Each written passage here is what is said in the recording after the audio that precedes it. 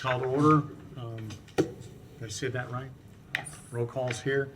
Do I hear a motion to adopt the consent items? So move.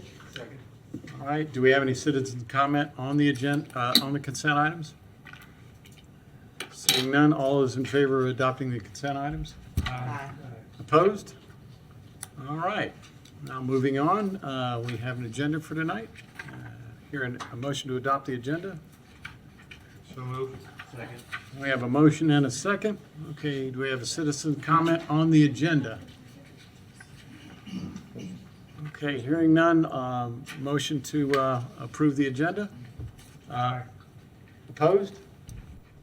All right, now, this is the time for citizen comment, open comment of anything not on the agenda. Okay,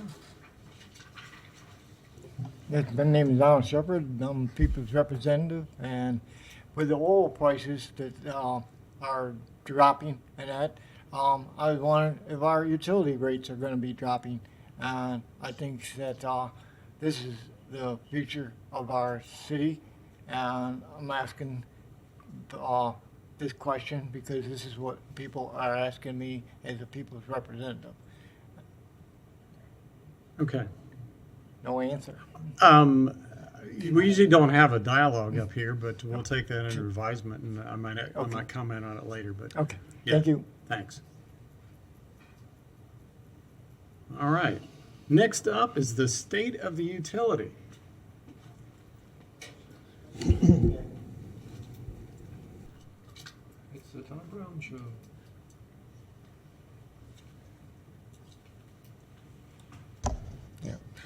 Chairman Porter, members of the UAB, Tom Brown, Chief Operating Officer for GRU. Good evening. UAT report for February. Pretty unremarkable month in general. Safety-wise, we had 3 recordables. They're relatively minor in nature. We had 1 traffic accident that was not preventable. Somebody ran into us. Environmentally, there were no incidents to report.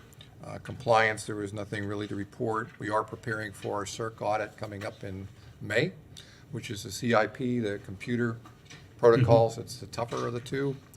We'll see how we go. Most people are getting dinged a little bit on that one because it keeps evolving and changing. It's a very onerous compliance to meet, but we do the best we can with it. From a reliability perspective, last time we spoke, I stood up here and spoke, we talked about the storm that came through on February 6th that gave us a pretty hard time for about 24 to 48 hours. We had 109 outages during the month, which is high. 99 of them were vegetative and nature related, so it was all basically due to the storm blowing trees and branches down. Production-wise, electric sales were down for the month. We did 125,000 megawatt hours as compared to last year at 139,000.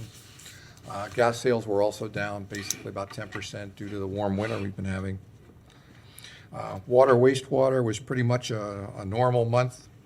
We had 1 sanitary sewer overflow due to non-flushables. So I don't know if there's anything more specific that you want to ask. Be glad to answer questions. If not, I have a couple other comments to make. I have one question. I think it directly responds back to our citizens' comment. And in rough round numbers, how much oil did we use to produce electricity in GRU territory last year? Oil was very, very minimal. The only time we would use oil was probably on our combustion turbines for emergency, just for testing purposes. So 0.5%, 1/3%? Oh, it's probably got 1/10 of a percent. Tenth of a It's almost, percent. it's just a nominal amount. So essentially, the round statement is that GRU produces electricity using little to no oil. Oil's it's an emergency fuel. It's not a Exactly. primary fuel. We So- do use gas and coal, and Right. we use biomass as well. Right. So But we don't use any, the market price of oil doesn't affect our price of electricity at all. No, but gas has been crazy low, and that Yeah, will. exactly. And Ed, if you'll permit me, I guess we did lower the energy pass-through cost from 3.8 cents down to 3.5 last month. And with gas prices the way they are, if they continue, I would expect that we might also be able to pass those savings along as Right. well. Okay. So Yeah, at this point, there's downward pressure, there's not upward pressure on the pass-through energy side of the equation. Yeah, and to that end, our rates are below what they were in 2008. Okay. I just have to say that over and over again, Right, because right. nobody wants to believe that. But our rates are lower than they were in over a decade. Yeah. Somebody had a question. Who's three? Oh, that's Jason. All right. I'll jump right in here. This was my first operational update that I've seen, and I really enjoyed reading through it, but I found it to be very acronym heavy, and I'm just wondering if future editions of this could potentially be somewhat less acronym heavy, especially since it's a public document. We can do that, and Okay. it's kind of an acronym, heavy industry in general. Everybody abbreviates everything. Drives me crazy too. I will tell you that. Thank you. I have to go and look and remember things as well, so we can, at least nothing else, put a table. That would be with great. What the acronyms are, so you know what we're talking about there. All right. We have another question from Dr. Crow. Yeah. Hi, I'm Fletcher Crowe. This is my first meeting too, newbie like Jason. So I read the document for the first time myself. I found it hard to compare the numbers that were reported with historical baseline. And so if you were making changes in that format a bit, and you had a little bit extra TLC you could put in, it would be handy to be able to have, say, a 5-year moving average or 10-year moving average or something for a lot of those numbers to see what the new numbers were indicating, upward trend, downward trend, whatever. Okay, was there a particular parameter you were looking at? Well, would be meaningful in that same regard? issue popped up on many different pages. Okay, because we do a 2-year look on sales, on production, just to kind of look at what last year's evolution was versus this year on electricity. We'd not so much on water, wastewater, things like that.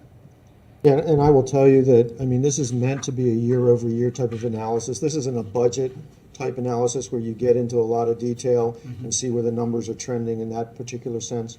I mean, operationally, that's kind of the way we look at the world too. So, I mean, you could do that, but I'd hate to add an additional level of work to the folks that, you know, it's kind of like to what end? And I would just throw that out there. Okay. I will say too, at the UAB workshop, Member Wheeler had stated that he was going to make some comments relative to our gas rebate program during this particular meeting. And while it's not on the agenda to respond, we do have people in the audience that if the subject does come up, we can put on an aggressive debate. Thank you. My Relative to comments that. at the February workshop were that we should address whether we should continue that gas rebate. We're going to be moving to a non-renewable, to a all-renewable by 2045. I wasn't prepared to discuss it at this meeting because the general manager said that we should discuss that as part of the budget discussion. Okay. So that's why I didn't come prepared to discuss it. But that is the general gist of what and I appreciate you giving me the opportunity. Not that I have anything against the rebates per se or how effective it may be. It's just in the overall scheme of priorities for the utility, if we're going to be moving to a renewable energy, all renewable energy by 2045, then we perhaps should not be emphasizing and giving incentives. As one of the public comments at that workshop stated, these gas customers come in and they're there for life, and that's 20, 30, 40 years, whatever it may be, and 2045 is coming up pretty soon. Noted. Well, we're prepared to discuss on the appropriate time. Thank you. And I wanted to add that, actually, I agree with the comment that Mr. Wheeler said, that we weren't prepared really to talk about that tonight. And so we can, I mean, I remember you saying that we weren't going to Yeah. talk about that tonight, so we ought to do that kind of at the budget Right. hearing. And, you know, we can say why we think it's important, and you can say, well, no, for this And I'll particular reason. probably be saying something like, I'd love to take that rebate and apply it toward electric vehicles or charging stations. If we were gonna have a If, discussion. yes. And I might say something to the effect that the return on investment of that would be much greater in the gas system, since that contributes $9 million a year to the general fund transfer. Yes. But And that I would be might for another say day. we should probably move on. I think so. Now, if you would indulge me just for another minute, we Yeah. thought it might be appropriate to discuss some of the measures that GRU is taking right now to address the coronavirus and how it might affect our operations. We recognize how vital the services that we do provide are to the community, to provide, safe drinking water and electricity and gas, and certainly process the wastewater. So I think it's a lot of things people sometimes take for granted, but they are people-driven, so we want to make sure we have our staff in place and can continue those operations. So we're probably lockstep with most everybody else in the community that you've heard through the media with the actions that we're taking. But we've had all our departments put together a continuity of operations plan, which basically is, what do we do if people start, dropping out or having to sequester themselves at home due to the flu and we were down manpower? How are we going to restaff the plants? Where are we going to get people? All those little things that we need to do to think about ahead of time, so when it happens, we're prepared to deal with them. We've put in place additional cleaning in our high traffic areas and buildings. We've ordered extra supplies, the normal sanitary wipes and gloves and all the other things that you hear people going after. We've had our IT department step up the ability to do teleworking from home. At some point, if we get a pretty good outbreak, we're going to send, to the extent we can, put our people at home to work versus expose them to each other at the plant or at the office. And again, it's to keep staff in place, provide the least amount of exposure we can going forward. We basically canceled our business travel unless it's absolutely necessary. So we've cut back dramatically on that. We've canceled events external and internal for GRU. Again, minimize the exposure of our people to other people so that we don't get people infected. We have our meetings at this point will be conducted via Teams, which is a software program for networking, or by phone, unless the meeting room is big enough to accommodate. And we're basically have a 6-foot space between people, as I see you sitting up there. You probably don't have your 6 feet, and you've seen it on TV maybe in jest, but we instead of shake hands, we bump elbows, do a few things. We've advocating for washing your hands frequently during the day to try and prevent the spread of this disease. So, and of course, we're also looking at policies relative to employee leave and procedures for keeping sick people out of the workplace, and procedures actually when people come back, when it's safe to bring them back and not expose other people. So we're doing what we're doing. Right now, there's a very, the Department of Health is currently at a risk level 1, which is a low threat. That could change quite rapidly. You probably heard on the news we had one person in the county on Wednesday, I guess, that was, or Tuesday, that was announced positive, and that could change dramatically very quickly. So if there's any questions, We we're had glad to address comments them. from Jason. But it's something we're taking very seriously. So you just brought up the only other thing that I wanted to ask about tonight, and that was, have I missed communications from GRU to the public on this topic? No, we are communicating in a one-city approach with general government. So we've met, all the charter officers have met, and there will be a communication coming out from the city manager in that regard. What Tom has been talking about is some of the internal things that we are doing. And GRU is slightly different, so we will do some things that are somewhat different in that we are providing. I mean, people don't realize that, the staffing that goes on at our generating facilities and our water facilities, that we need to have enough folks there to keep the water running and the electric on. So we have to make kind of extraordinary efforts to make sure that these folks, are healthy, and that's, part of what we're doing going on. But there hasn't been really that trigger moment to do much beyond this planning and to make sure that folks are encouraged that work for the city as well as in the community to go to the doctor when they feel that they have symptoms of what the coronavirus is, and for us to have them taken out of the workforce and not be punished for that, because that's the other thing I've talked about with the city manager, is a company-wide policy by which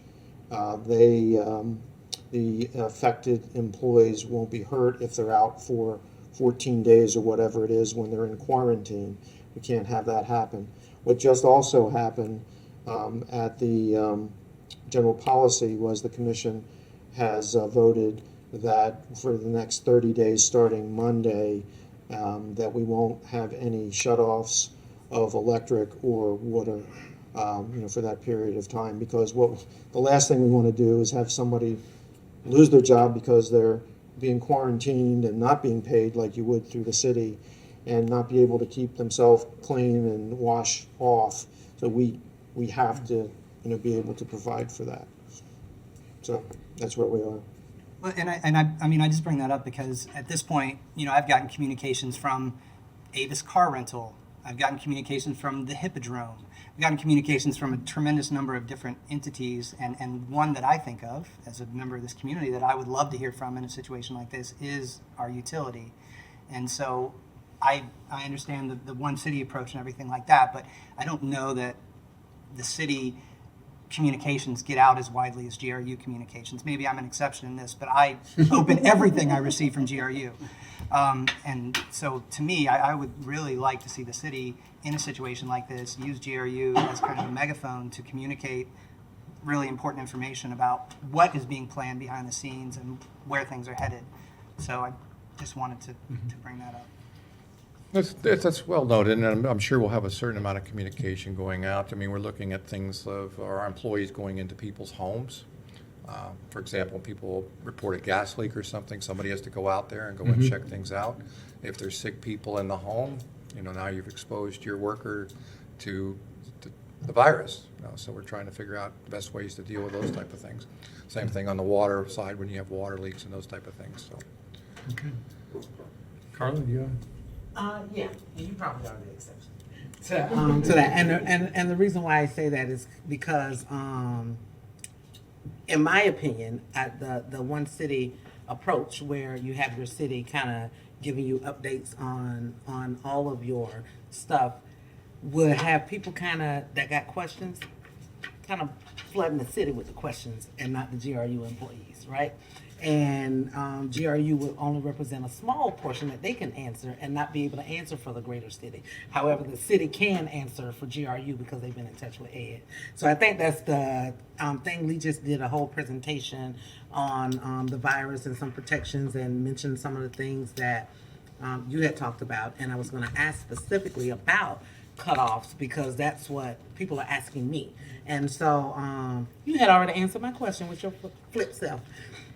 But that was a major concern that's coming from the community is, what are we doing during this time? And what if I run out of work? And, how am I going to pay this bill? And then they're going to turn around and cut me off. So it's nice to know that, that's one thing that we can move off of a folk plate, and one less thing to worry about as if we don't have enough already with this outbreak. So thank you for taking in all those considerations and for updating city government as to what kind of information to put out to your customers. You're welcome. And a comment from Member Wheeler. Not related directly, but perhaps tangentially. We, in my neighborhood, received water testing kits at every household on very official looking stationery, saying that we must return the kits by the next day to make sure we have good quality water. I had the same puzzled look on my face that you do. You go down to the very bottom in small print. This is a private company. Yeah.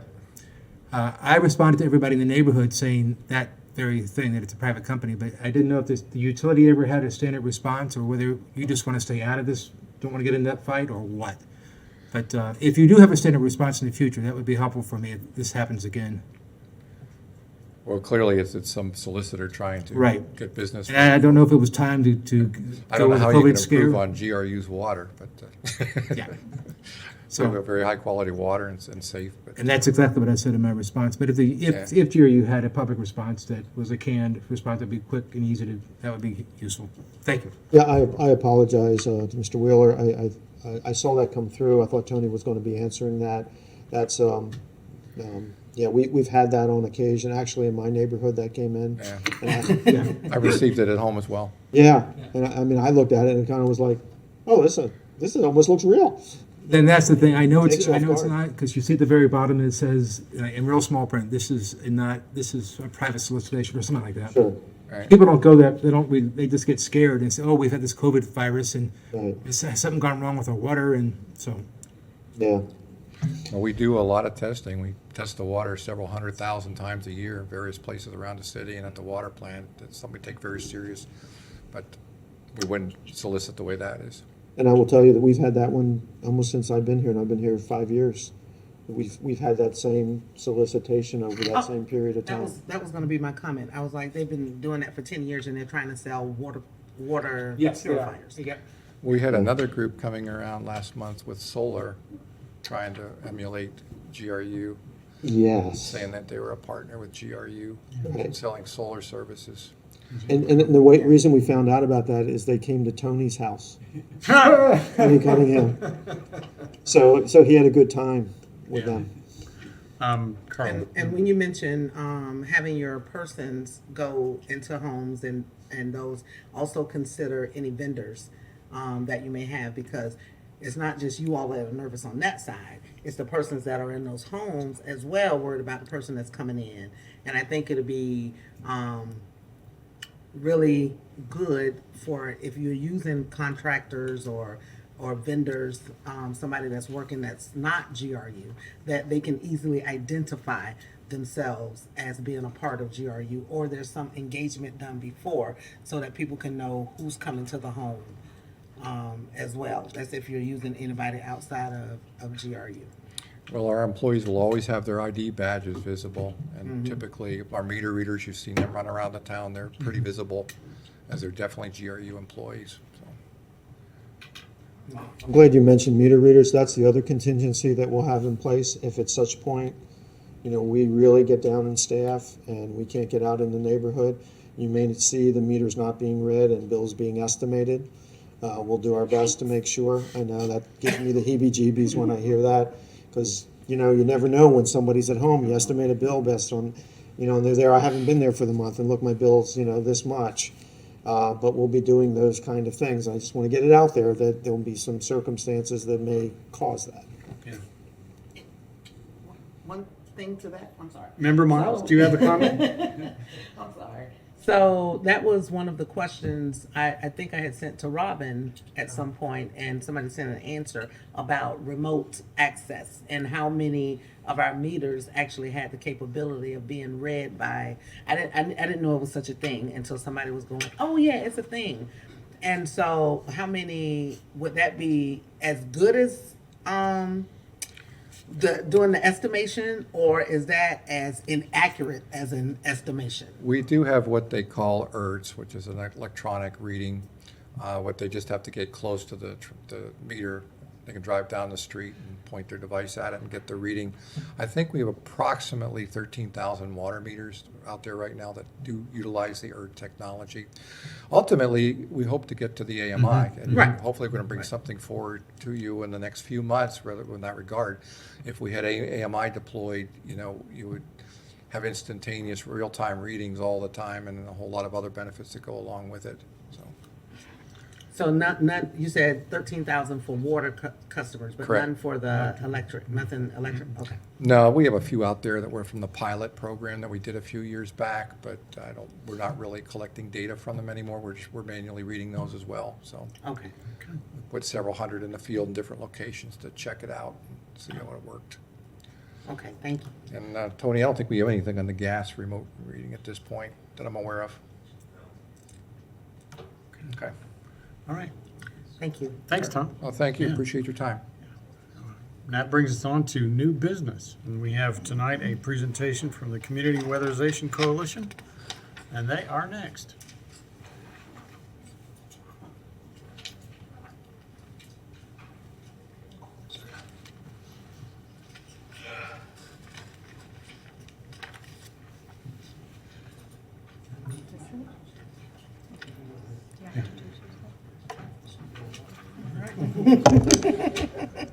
Good afternoon. We're pleased to be here addressing the board. My name's Mary Ann Schmink. I'm the president of the advisory board for the Community Weatherization Coalition. I'm not a staff member, I'm a volunteer. And my name is Elaine Humrich, and I am the program director of the CWC.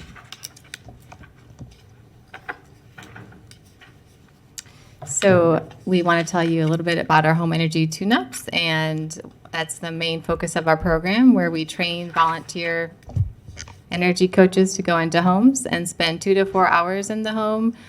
We do a full comprehensive survey, look at the building envelope, the major appliances, the heating and cooling, the fridge. We take the temperature of it. We take the temperature of the hot water heater. We look at utility bills, help folks understand wastewater and when it's charged and how it's charged. And we also spend time installing those measures. So we install LED light bulbs, shower heads, faucet aerators, and safety measures such as 9-volt batteries for smoke detectors and carbon monoxide detectors. We also share a lot of tips. Checking your filter monthly, change it when it looks dirty, cleaning refrigerator coils, things like that. And we follow up with a report about a month later, and we send a satisfaction survey to the clients that we serve to evaluate our program and our volunteers.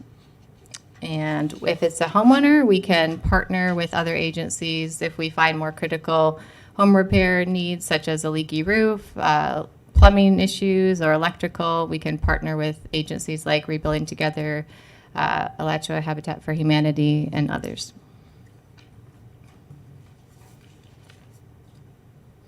From 2008 to now, we've served over 1,200 households, and that's renters and homeowners across the county, and have trained hundreds of volunteer energy coaches in a biannual training, and saved hundreds of thousands of dollars and millions of gallons of water. Make sure that it's the surveys that we send out to the volunteers, we've analyzed those. So we looked at 140 surveys, and overall, over 90% are very satisfied with the program and felt that they gained a better understanding of the measures that they could take to be more energy and water efficient. And they learn all sorts of things. They learn what an aerator is and what a difference it can make. They learn how to change their filters regularly and clean those fridge coils, like in the picture there. A lot of our current partners are pictured here. Our main partners are GRU and the Office of Sustainability at UF. We have a lot of other great partners, Alachua County, and we're trying to reach more and more private businesses. Our major accomplishments this year has been amazing. Since August of 2008, we were able to hire another person, and our goal was to increase our capacity by 50%. And we surpassed that, and we were able to increase our GRU customers by 65.5%, and also reach 18 homes with further upgrades. So where we go back in and fix plumbing leaks, add attic insulation, replace old water heaters, and things like that.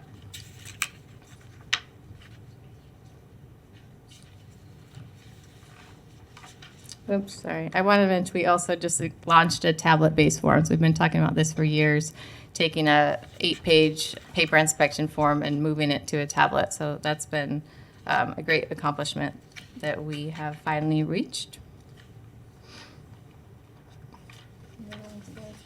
Okay, and this one, each year we report a final report to GRU, and these are the measures installed from this previous fiscal year to the year prior.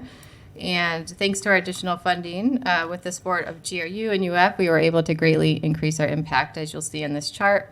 There's a lot of numbers there, but we were able to help 57 more GRU electric customers and 43 more households total than the previous year. And the measures our energy coaches installed increased on average of 87%. So those include LED light bulbs, shower heads, and carbon monoxide detectors, and more. And now I'll pass on to Marianne, who will talk about our upcoming goals. This year, we did a strategic planning exercise with our board and are trying to reach some ambitious goals about helping to foster similar kinds of volunteer-based programs in other counties in the state of Florida. We're doing that by an active partnership with UF IFAS Extension, hoping to sign an agreement to move forward with a program that would began a pilot program in some other counties. We have already had success in Sarasota County. They reached out to us, came up and did our training. We gave them a lot of information about how we operated, and they now have their own functioning program. They did 100 tune-ups themselves last year, and they're on board to help us spread the word in other places. So we're trying to reach other parts of the state by stimulating other groups to do a similar kind of program. This is our basic funding at this point is divided between funding through GRU for 2 contracts, one for the tune-ups that we carry out and the other for the retrofits that we do, the upgrades where we go back to certain homes and do additional work. We also have a grant from the UF Office of Sustainability, and the rest of the money we raise from other sources. We are hoping, our hope is to have this same level of funding for a period of 3 years while we're trying to build our capacity and looking for ways to grow incrementally without getting out ahead of ourselves. What we are asking for this year, we've spoken with GRU about continuing at the same level of funding for next year that we have this year, which is the $35,000 for the tune-up contract and $15,000 for the upgrade contract. GRU has indicated that they approve this, and they suggested that we come next to the UAB and ask for your approval for it. So that's what we're here for today, to tell you what we've been up to and to ask for your support for funding at the same continued level through GRU. We will be then going to talk to each of the city commissioners and to present to the city commission. Last year when we came, Member Wheeler asked us to come back this year and tell you all how much more money we needed. And so thank you for that invitation, Mr. Wheeler. That's the same again now, but At this point, we feel like we're in a consolidation growth period. We are growing. We want to make sure that we don't grow too quickly. We also think this is a good balance of support from government, university, and other sources. So at the moment, we're not asking for any additional money. We may come back next year in a better position to do that. I'm happy to answer any questions. Questions? Member Wheeler's got a question. more so a comment. I'm very impressed. This is a great example of public-private partnership. You're doing an amazing job in the community, and whatever we can do to support your efforts. When I asked if what you needed to get done more, I appreciate your candor, your honesty, and being forthright with us. And at least for this board member, you have my wholehearted support. You're doing a great job. So I don't think we're being asked to do a motion tonight. This is not a budget item, but it is. If you're looking for an expression of support, I do support your work. All right. Thank you. No, I'd only say it is a budget item. It won't be in the budget. But you're not, you'll approve that within the Separately, context. right. There's no motion to be made tonight. Member Jacobson, I think was that you, Barry? I think so. Yeah, go ahead. First, I mean, many of the people up here are supporters of CWC, myself included. It's such a great organization. Appreciate everything you guys doing. Thank you. Appreciate the wisdom, of not trying to go too fast, and which is so rare to have a group not to say no, I don't need more money right now, which is just amazing. But Maybe the next reason, year. I'm saying this for people who aren't aware of CWC, that I support CWC is because it helps people in rental homes. That's a group that so many times don't get funds. Well, here's a fund for this, and they're the most vulnerable people, lower income. The landlord is incentivized, as Jason can tell us all about, to improve the situation. I'll go to these homes and talk to them. They'll have a $400 or $500 power bill in a small house. And what you guys are doing for energy upgrades and for education especially is just fantastic. Thank you. Thank Yeah, you. about half of our clients are renters. Which is greatly underserved. Thank you. Okay. I think I got a comment from Dr. Crow. Yeah, I have an observation and a question. I just want to say parenthetically, I was in the state energy office in Tallahassee when the National Energy Act was enacted, and I was the guy that designed the LEAP program way back when, so long ago, when I had hair. Okay, that was then. My question is a little different now. You gave us numbers on the number of inspections and retrofits that you did, and you have a certain number of staff, and you have a certain amount of funding. How does a request come in for your services? And are you able to meet all of the requests that come in? Or said differently, if you had additional resources, would you be able to meet more requests than you're unable to achieve today?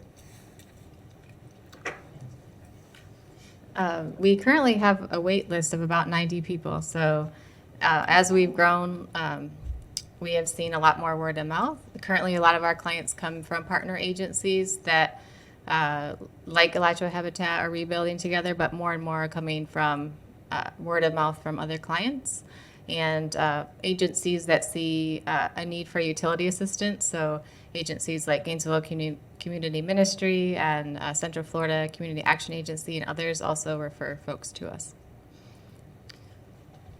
So yes, if we had more resources, we could reach more people. So you have more requests for your services than you Currently. actually have staff to handle the requests? Correct. We have two, one 40-hour week staff member and one 30-hour week, and about 100 volunteers that help with tune-ups throughout the year. I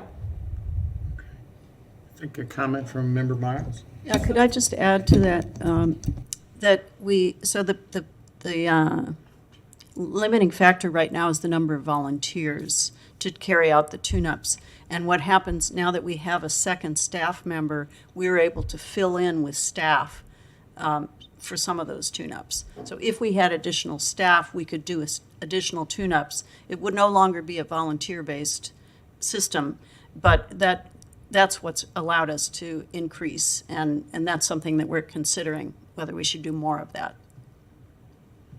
And That was actually some of my comment. Would additional resources allow you then to get more staff to be able to meet the demand that you have?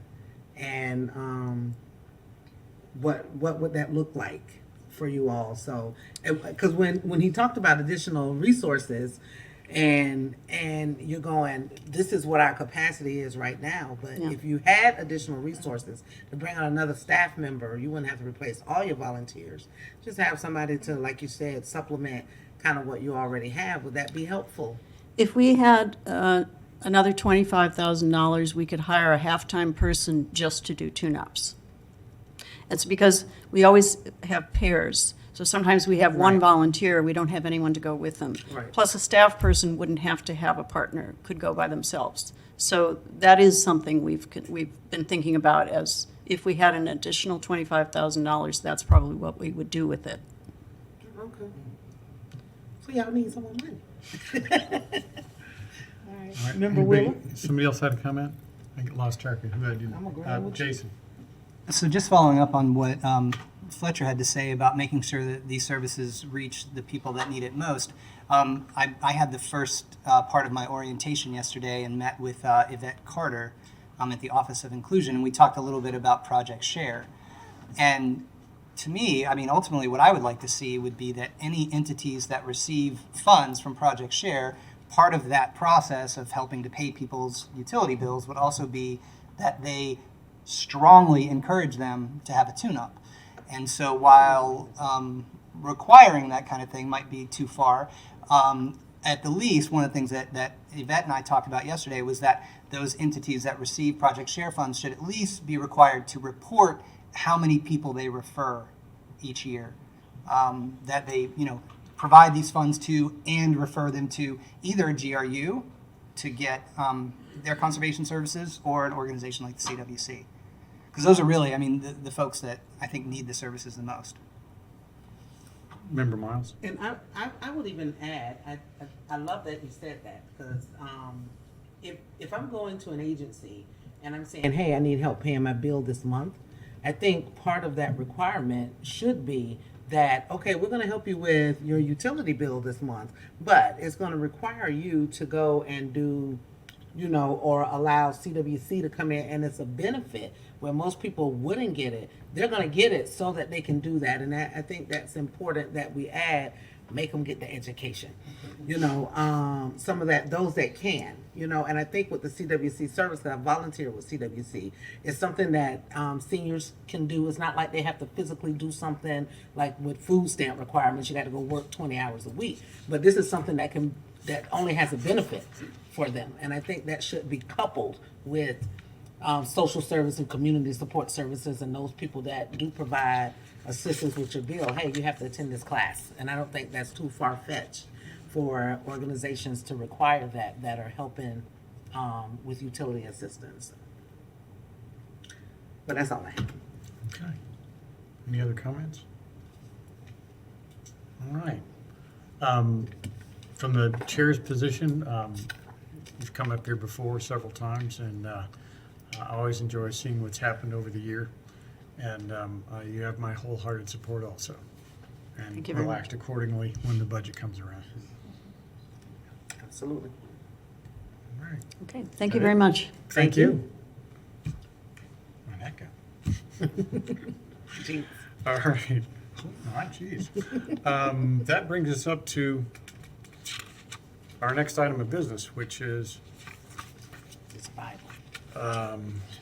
191095, resolution authorizing replacement of existing long sentence. Can we have backup? Can we have them read it to us? No, no, be quiet, you. I'm out of order, I'm sorry. I've been here since 1 o'clock. We're definitely not doing that one. Mr. Chair. As you're aware, GRU has a mix of fixed rate and variable rate issues in its debt portfolio. We are required to maintain liquidity agreements to support that publicly issued variable rate debt. We're required by our own bond resolution to do that. We're also required by the market, you know, the investors and rating agencies. Let me interrupt here. This is Mark Benton, longtime employee. There's some new members here. Longtime employee of city government, on general government side, as well as the utility. And he's kind of our financial guru as our director of finance. So whenever you see some financing, when we're saving lots of money, it's usually Mark that's at the podium. I appreciate that, and the general manager never fails to remind folks that I've been here a long time, and that's his way of telling them how old I am. These liquidity facilities, in the event of a market disruption where it prohibits us from being able to remarket our bonds, provides cash to pay investors who tender their bonds for payment. We have 9 of these facilities currently outstanding. A number of them expire this year. So our financial advisor, PFM, reached out to solicit offers for the 4 series, real rate series that you see up there right now. We look at a number of different factors when we assess these offers. One, obviously, is the fee, the facility fee. We also look at the term, the rating of the banks that are proposing, as well as their trading history. How do the bonds that they support trade in the market? And based on those variables, we looked at the offers, and Barclays Bank was the preferred provider. And based on the numbers that we see in their offer, that's going to reduce the expense versus what we're paying currently for these facilities by just over $98,000 a year. So basically what we are asking is that the Utility Advisory Board recommend to the City Commission that they approve the resolution that provides for the replacement of the 2005C, 2006A, and 2012B agreements, putting Barclays in, and renewing and extending the existing agreement on the 2012B bonds that we currently have with Barclays, and approving the forms of the bond purchase agreement, standby bond purchase agreements and fee letters, as well as the reoffering memorandum. So I'm happy to try to answer any questions you may have. Okay, Member Wheeler, I think had a question. Would the chair prefer that I make a motion first and then discuss, or ask my question? I think we probably have a few questions first, so ask your Okay. question first. As I understand it, this is the layman's approach to it. You may need to buy a bond back, and if you do, you need a line of credit to do it. Yes, in essence, this is to run a variable rate debt program, you have to have these supporting agreements because some of our variable rates reset weekly, some of them reset daily. And so, yes, if an investor comes and tenders their bond and says, I want to turn it over, we've got to be able to remarket it. If we can't remarket it, then these liquidity agreements step in. The banks provide us with the cash to pay that investor. You're just looking for us to extend the line of credit. Exactly. Okay. All right. And we had a question from. Can I add here that, that we, I think I sent out to everybody the Fitch rating upgrade. If you read through that, it wasn't as long as this guy here. You'll see in there that part of what they saw as credit positives was our liquidity. And this is part of our liquidity that makes banks and bondholders very comfortable. So I just wanted to kind of give that as a reference point as well. Okay. Member Foltz had a comment? Was that you, Barry? That's from previous. Oh, I didn't clear. No, you didn't clear. No, I think Dr. Fletcher had one, didn't you? I had it. All right, we're clear. All right. Nope. All right, there you go. Just a question, I'm not 100%, I know you may have heard the markets are moving rapidly these days. I think I heard that.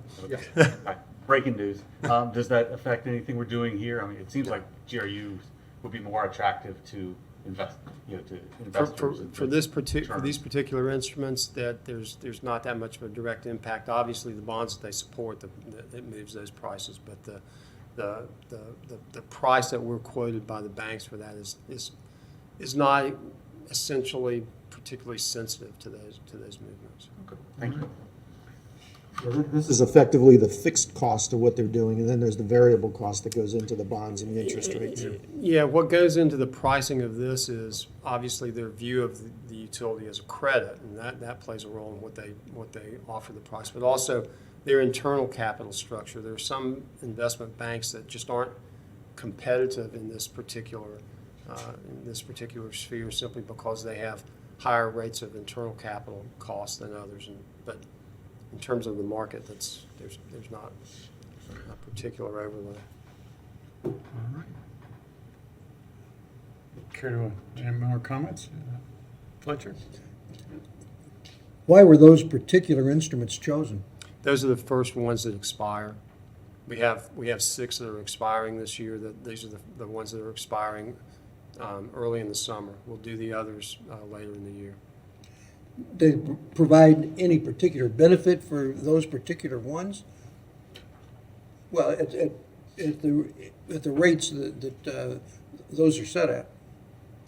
The issue for us is that, like I said, we have to have these in place. These are 3-year agreements. These 4 are set to expire in the summer of this year. Okay.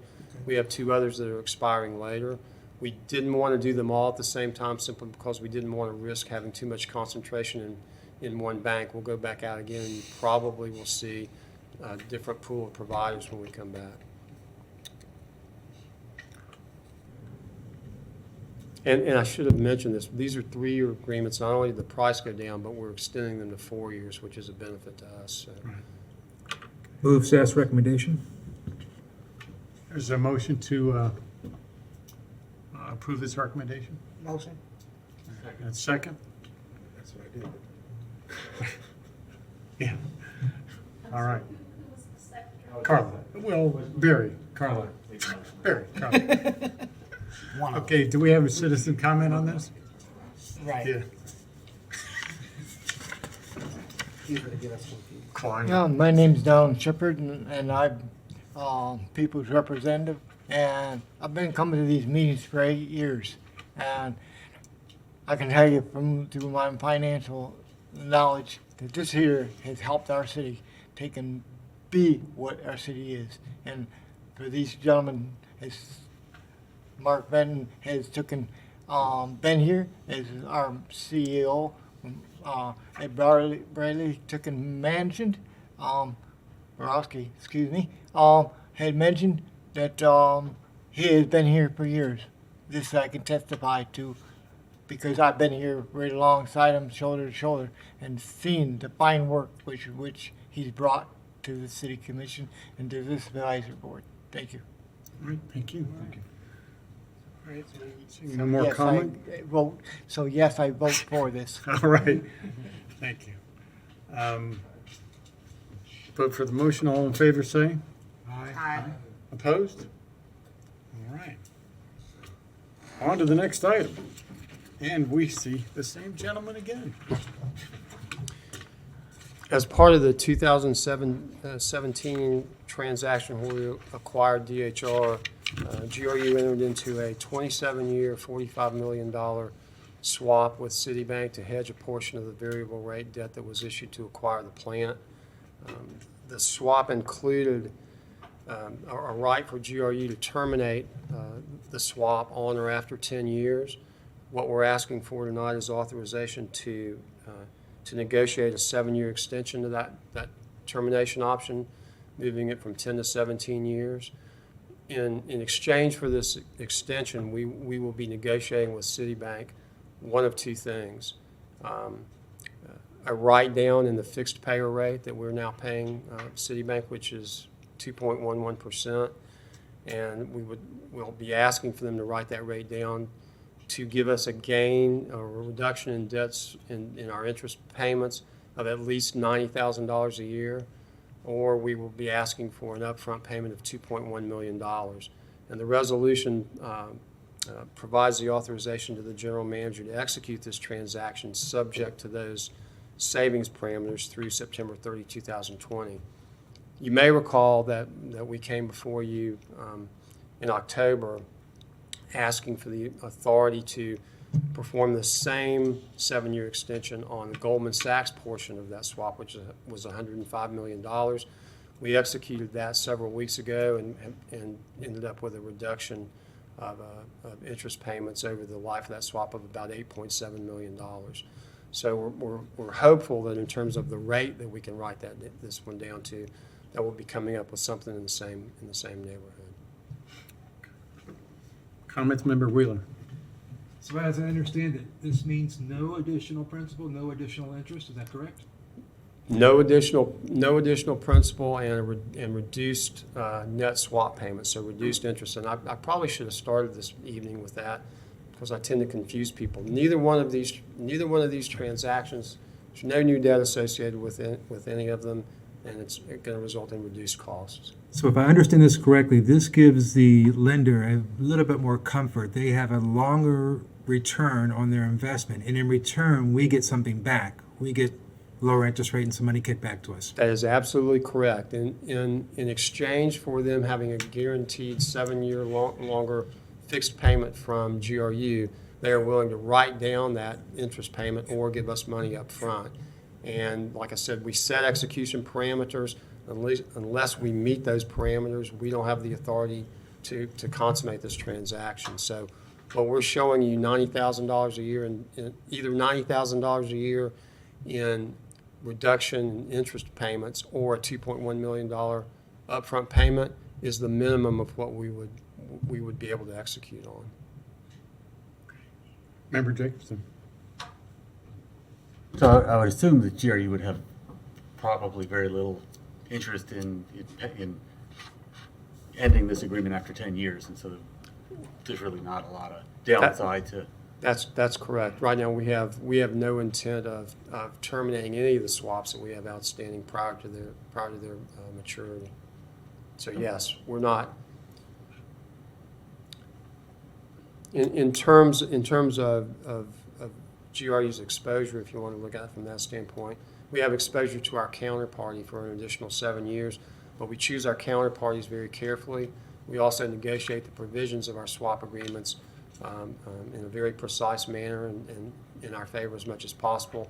So yes, we have no intent of terminating it at 10 years, so we don't feel like we're really giving anything up. Thank you. Okay. I hear a motion? Move to approve staff's recommendation. Second. And a second. We have a motion and a second. Okay, Okay, do we have any citizens' comment on this motion? Okay, none, hearing none. All those in favor of this motion? Aye. Opposed? All right. Now, down to the ending part of our meeting. One item on our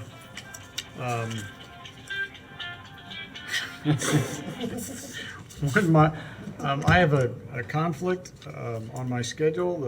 Our workshop on March 24th. One option is to cancel that. Member Rockwell had a couple items that we didn't get to last time, but seeing as he's not here and those can wait till the next time, I would entertain that, skip the workshop, or somebody else can run the meeting. I'm happy to run the meeting if the members want to meet then. I do have an interest in discussing EVs, but I don't know that I'll be ready to discuss it at this meeting. Okay? I would support not having this workshop. Okay. All right, so consensus kind of being that the workshop, the next workshop, having nothing burning on the agenda, that we can cancel that next workshop? Yeah. Oh, I'm sorry, Ed, go ahead. Yeah, I just wanted to keep the board informed. There's been some discussion among the charters that because of the coronavirus and that they're talking about possibly some of the advisory boards, canceling them at some point. I think if we were to move up from the one level for the CDC from 1 to 2, Yeah. they might do that anyway. Gotcha. And it might fit in that time frame just for everyone's All information. right, so we're planning ahead, yeah. I see it that way. Yeah, okay. All right. Hold on just a second. And so that brings us up to We have member. other member comments? Yeah, yeah. The corollary of that is that if indeed we have a much more of an emergency situation, I think at that workshop, we will need an update to see what's going on. Yeah, yeah, And I can get that all out via email to everyone. right. And we'll be engaged on a daily basis among all the parties. I mean, there may even be an opportunity or the need to set up emergency management command. So, we're in daily communication. We have the folks doing all that they can. So I'll make sure that the UAB as well as City Commission are informed on that. Okay. Thank Do you. we have provisions for emergency meetings of the UAB if God forbid we need such a thing? Zoom. Yeah. Everybody's got a computer. Yeah, Publicly notice it. Yeah, I mean, you didn't come publicly notice it. somebody could stream. There ought to be some way to do that. And I think the city manager also is looking at that as a whole across all departments to see how do we continue to do business without having to be face to face should that become. Oh, yeah, that's one of our primary goals right now So is business I think they're on continuity. it, and the only thing we can do is wait as things develop, and they're definitely following the World Health Organization and others, and their recommendations are what we're gonna base our moving forward on. So. Yeah, it is kind of funny. We've talked about getting the laptops out to our folks so that if key personnel will be able to work at home and those kind of things. Part of that is getting everyone together to train on the VPN. And so as part of that, you may have to get together as a group in a closed room, So we're looking at ways in which that can be done properly. And we do remote from our habitat, so I'm familiar with the VPN. And all of us, everybody has one of our little tablets or whatever. Miss Jean is gonna help me out with mine. I struggled. I'm losing track of my lights here. Does anybody else have comments? I do. West, Member Wheeler.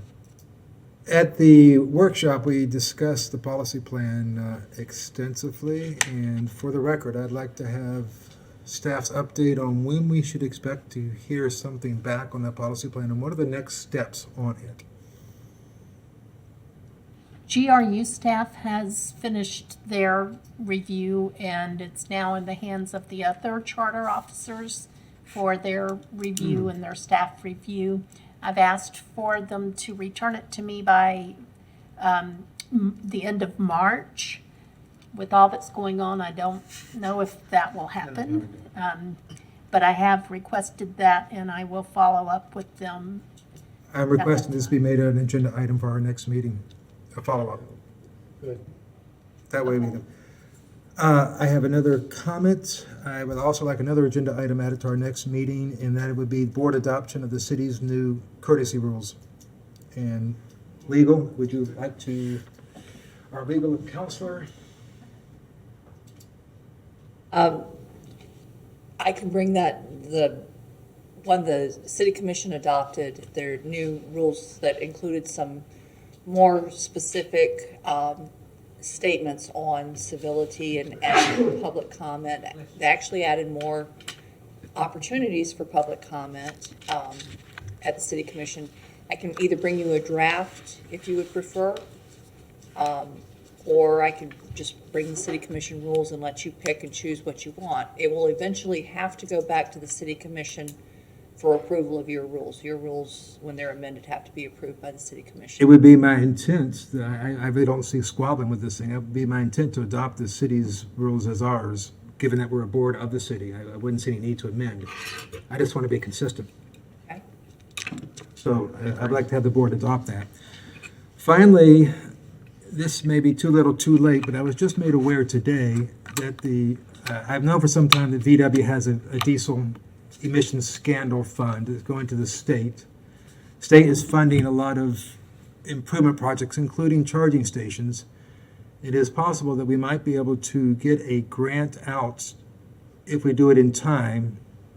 I'd love to see GRU have a charging station built on the state's dime out of this fund.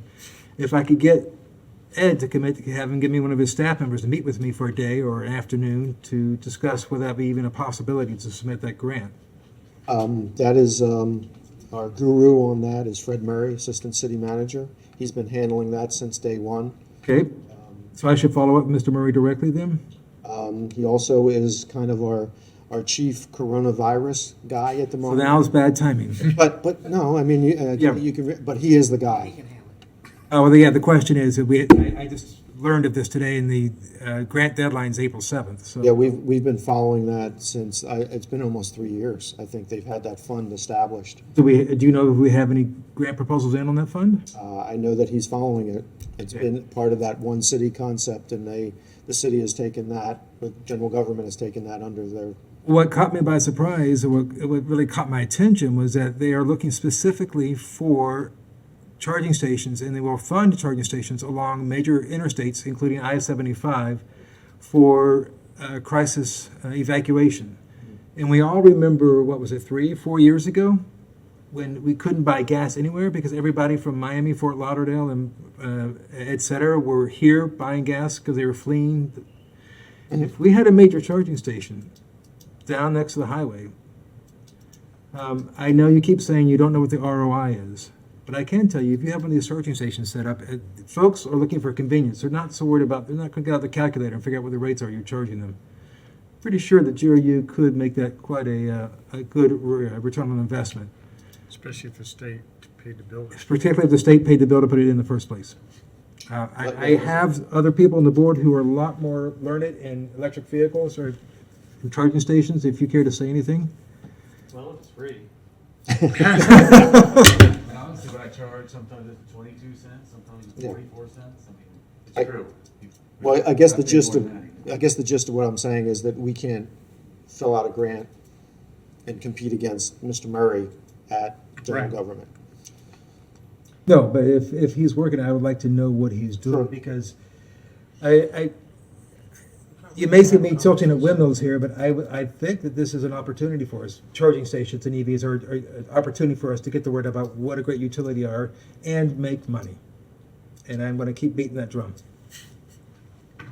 Member Crowe, get it.